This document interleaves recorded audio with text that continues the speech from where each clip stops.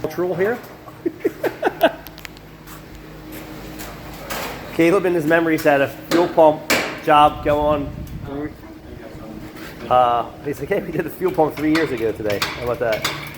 Customer requested fuel pump replacement on this old Jeepster. And then we got another basket case over here. This is a mess. Parking brake, electronic parking brake, pigtails missing. There's no actuator on the back of the calipers.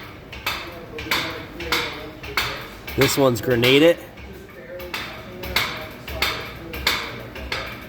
It almost looks like that if you let the brakes get too low, it breaks the actuator off the back, Caleb. That's what that looks like there. I can't confirm that, but it ain't there. And the bolts are still there. Yeah, that's not good. And then we have blown out caliper over here.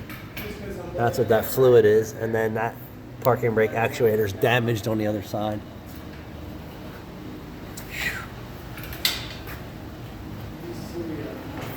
And then we have a car over here that's getting some tires, some suspension work, some maintenance work.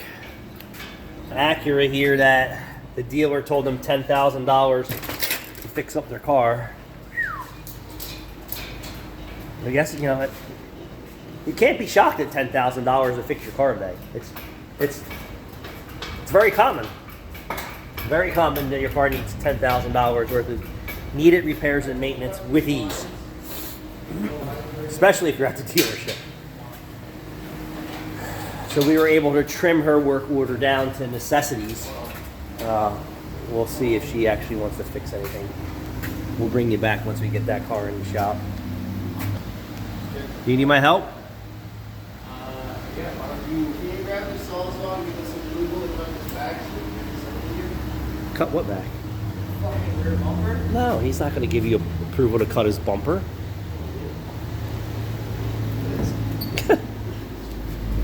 We got it out. We're up on the sway bar. We can move this back towards, we can move it like another inch or two towards sway bar. Shh. We got to pause the video here so you don't see what we have to do to get this gas tank back in. No. But then it'll be all torqued to spec when we're done. Yeah, no, you can't pause it. You gotta just play it through.